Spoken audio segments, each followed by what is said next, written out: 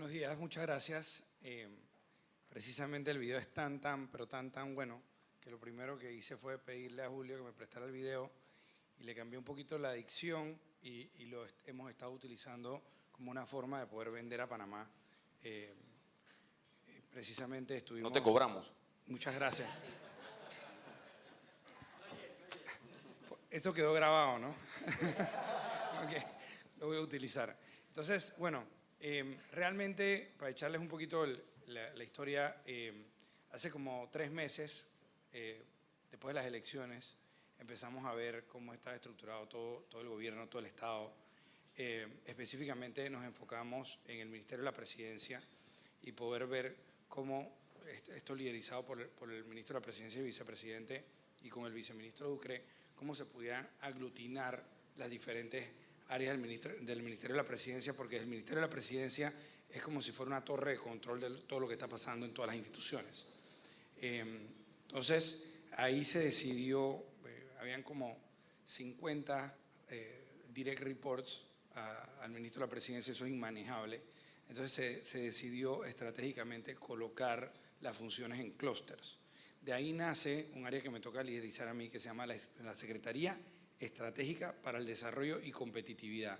Es decir, aglutinar la parte del Ministerio de la Presidencia que tiene que ver con generar competitividad.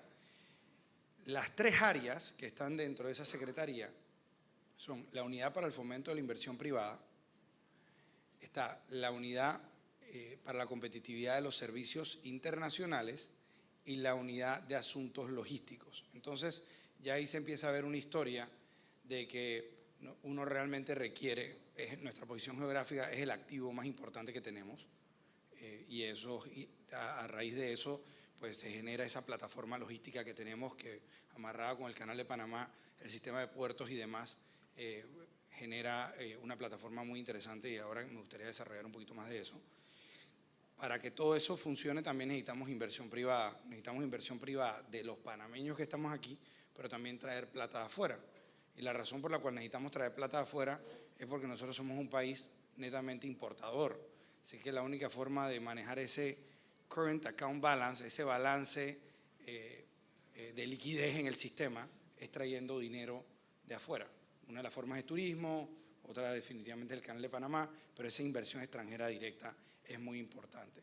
Pero entonces hay un tercer tema que tiene que de alguna manera, yo creo que no es ningún secreto, lo que ha sucedido en Panamá, hablemos de los Panama Papers y demás. Entonces ha habido un ataque hacia nuestro sistema de servicios internacional y ha habido también un golpe importante a nuestro sistema financiero. Entonces, en base a eso, desde el plan de gobierno anticipábamos que teníamos que tener esta unidad que coordinara el tema de servicios y financieros. No anticipábamos hace un año que íbamos a quedar en la lista Gafi, pero esa es la primera parte.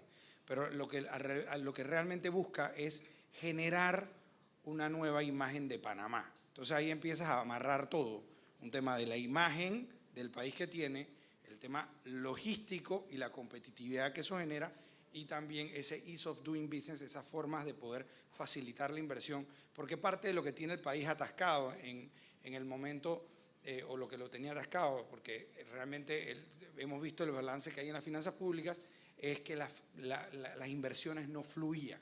Entonces todo eso es parte de un rompecabezas y empezamos a darnos cuenta que si le pegábamos a esas 3 cosas, podíamos realmente empezar a ver a Panamá como no solo un país de 4 millones de personas, sino que la entrada y la salida para 700 millones de personas. Y ahí es donde se genera algo muy interesante porque todas las dinámicas cambian, los números cambian y cualquier cosita pequeña de 700 millones de personas es mucho dinero que pudiera entrar al país. Entonces lo que buscamos al final del día es que Panamá sea el centro de negocios de toda América Latina, que ahora vamos a entrar en la presentación, pero está la parte de ese centro de negocios que incluye ser ese hub logístico, ¿okay? También tenemos un hub de personas que pasan a través del aeropuerto, que lo que tenemos que ver cómo le podemos sacar más rentabilidad y competitividad a eso. Tenemos también un hub financiero y de servicios. También estamos viendo cómo podemos generar entonces un hub de generación de valor. Les voy a dar un ejemplo. Aquí está mi colega, el ministro de Comercio, Ramón, está viendo a través de Georgia Tech, que me toca a mí verlo por el tema logístico, que está aquí en Panamá.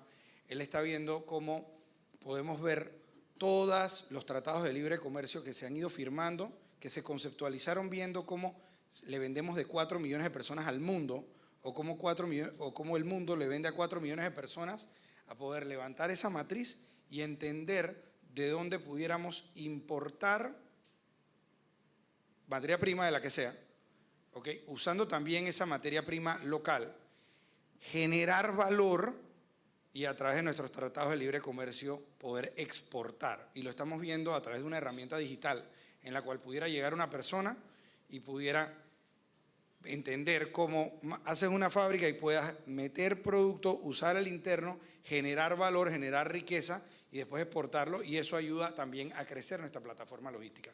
Bueno, ¿por qué digo esto, todo esto? Porque el quinto, hablando con Julio, hace como 3 meses, me empieza a hablar del tema del hub digital. Y en verdad me empieza a decir, en Panamá no hay terremotos, en Panamá no hay huracanes, en Panamá tenemos 7 cables de fibra óptica que genera, somos el país número 29 en conectividad en general, pero cuando uno ve, por ejemplo, la velocidad de las líneas fijas de Panamá son aún más rápidas que las de Alemania, ¿ok? En línea fija. Entonces, además, en marzo se pasó una ley de privacidad de la data. Entonces ya se empiezan a ver cosas interesantes porque no es lo mismo, y by the way, Marisol, creo que vamos a pasar los 10 minutos.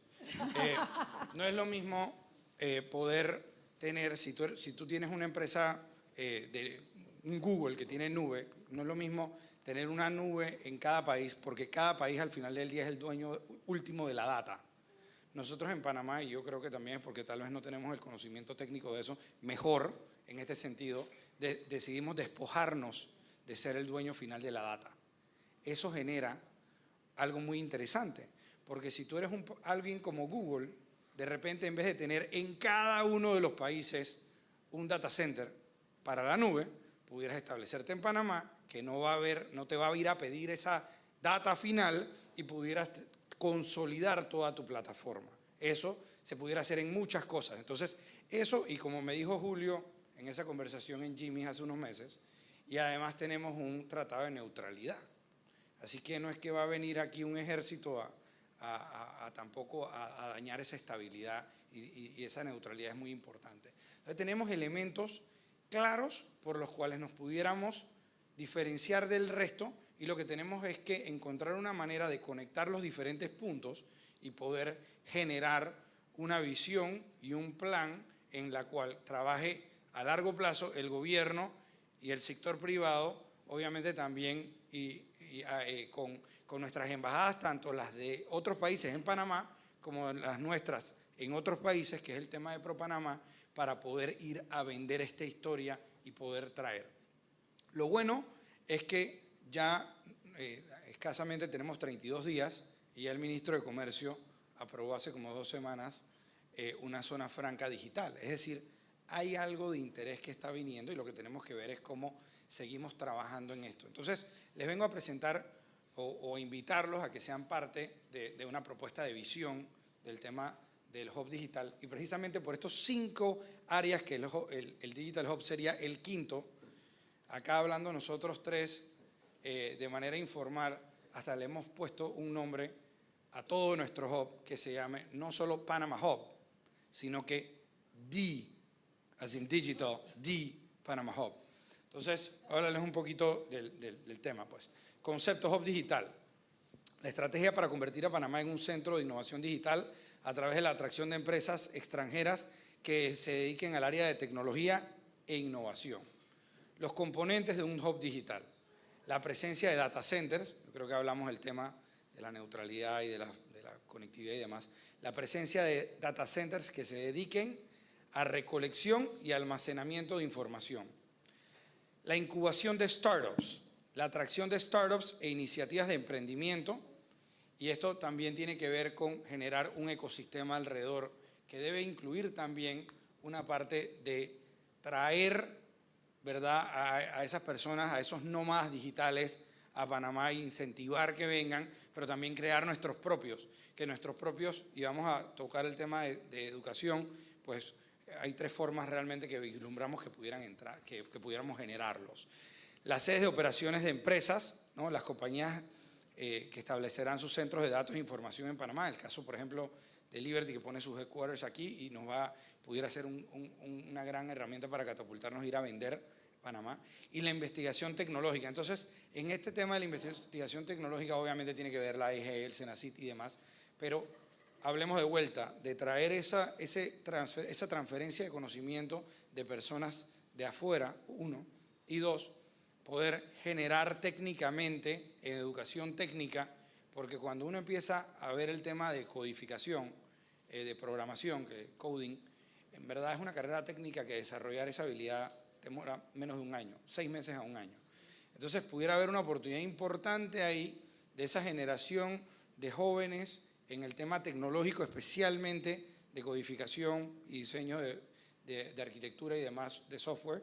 Y está el tema entonces de abajo para arriba, ¿verdad? De cómo ir mejorando ese sistema educativo, que eso es un gran reto. Yo diría que de todo lo que estamos hablando aquí, ese es el reto más difícil, pero lo importante es que podemos también hacer, hay un mango bajito, ese low hanging fruit actual, que está con el tema de esa transferencia afuera, 1, y 2, de el desarrollo técnico. Y esto no pasa todo un día, esto es un proceso evolutivo. El canal no es el canal que tenemos hoy en un día, demoró más de 100 años, ¿no? Entonces, el potencial que vemos, y al final, como decían ahí en el video, hoy por hoy creo que son 153 empresas multinacionales establecidas en Panamá, y en Singapur hay 34.000. O sea, aquí, por eso es que este tema, yo antes empecé a explicarles de la Secretaría, porque parte del tema es generar, lo que necesitamos realmente es educación por un lado y transparencia. Eso es lo que buscan las multinacionales. Entonces, todo esto va amarrado y el gran programa de digitalización que se está manejando dentro de la AIG para que funcione mejor el gobierno y demás. Entonces aquí hay un potencial de alrededor de, pudiéramos hablar de 50.000 empresas, pero si solamente traemos a 300 empresas, pudiéramos estar hablando de 15.000 personas, que es un impacto parecido a lo que ha hecho la ley SEM. Y si nos recordamos un poquito, que voy a tirar mi propaganda aquí un poco, pero digamos que un compañero de nuestro gabinete, para no politizar el tema partidista, un compañero de nuestro gabinete fue uno de los que armó el tema de la ley SEM. Yo creo que aquí pudiera haber un efecto importante, y no sé si se acuerdan en ese momento, pero nos afecta a todos, de que en el 2006, 2007 y 2008 hablábamos de una burbuja inmobiliaria.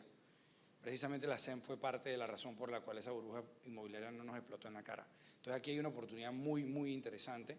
Entonces aquí están un poquito algunos de los temas, pues, que son importantes para el hub digital. Los rojos y los naranjas son los que tienen una correlación más importante en estos hubs digitales, y son áreas dentro de las cuales pudiéramos trabajar, pero una de las más importantes es generar un framework, un contexto, un ecosistema en el cual las empresas pequeñas, micros, medianas puedan participar dentro de esa economía. Eso es vital e importante. Un programa que tenemos que va dentro de eso para apuntalarlo es la banca de oportunidades, que lo vamos a estar lanzando en estos primeros 100 días. Así que nada más les adelanto de que eso es algo, pues, que viene en camino, pero eso es algo muy importante. Y el tema de innovación. Dentro de nuestro plan de gobierno está triplicar los dineros que van hacia la innovación.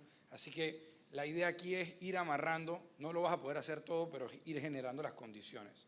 Entonces, un poquito los incentivos que ofrecemos. Está la posición geográfica, cables de fibra óptica, mejor conectividad a Internet de Latinoamérica, baja actividad sísmica, no hay huracanes, el Tratado de Neutralidad de Panamá, el punto que está de número 3, que es la protección de datos, esa nueva ley de protección de datos, y tenemos liderazgo en otras áreas que antes estuvimos conversando, ¿no? La economía digital es representada por compañías cuyo producto principal son los servicios, productos y dispositivos digitales, computación en la nube y plataformas en líneas. Entonces, poco de estadísticas, compone el 5% del Producto Interno Bruto Mundial, provee el 3% del mercado laboral global y más de 2.000 millones de usuarios en redes sociales. Yo creo que aquí todos los que estamos sabemos que todos estos números van a catapultar. Es más, uno de los retos más grandes que vamos a tener como sociedad en el mundo es el tema de cómo adaptamos los sistemas económicos que tenemos al nuevo mundo digital. Así que esto, la verdad que hay que hacerlo de todas maneras, porque si no nos vamos a quedar atrás. Y parte de eso incluye el tema de la educación, porque estamos educando un poco hacia una educación de hace 50 años en vez de estos modelos nuevos. Por eso es que al final del día todo vuelve y se da uno cuenta que es un ciclo que hace sentido. La economía digital, iniciativas que pudiéramos para poder impulsar esto, incentivos fiscales para compañías de tecnología, digitalización de plataformas gubernamentales, que sea sencillo y fácil hacer negocios en Panamá, accesibilidad a Internet para la población, educación de tecnología e innovación, zonas francas como regímenes especiales, que ya hay una que se aprobó, la implementación de soluciones innovadoras para infraestructura, y los resultados son el crecimiento económico significativo para el sector tecnológico, mejoras a la accesibilidad a servicios gubernamentales por parte de la ciudadanía, el fomento de la inversión privada y la optimización de manejos, asuntos sociales, ambientales e infraestructura. Entonces, aquí hay un poco del tema educativo, creo que ya lo toqué y como sé que me pasé, pero de vuelta pensemos siempre en tres aristas. Uno, cómo podemos generar un ecosistema en el cual podamos traer estos nómadas digitales en temas específicos. Dos, cómo podemos generar de arriba para abajo en el tema tecnológico, especialmente de programación. Y tres, cómo podemos generar esos nuevos ciudadanos que ya vengan con este chip, que además les ayuda a poder generar lógica y que su cerebro pueda funcionar mejor desde pequeños. Entonces, esto es un poquito el planeamiento de infraestructura. O sea, esto es todavía una idea conceptual, pero esa parte hay que mirarla. La atracción de empresas y la ejecución. Y bueno, eso es un poquito de cómo vemos nosotros desde el gobierno el tema digital, pero seguramente hay muchas cosas que podemos mejorar e ideas que pudiéramos recibir, así que los invitamos ahora al diálogo. Gracias.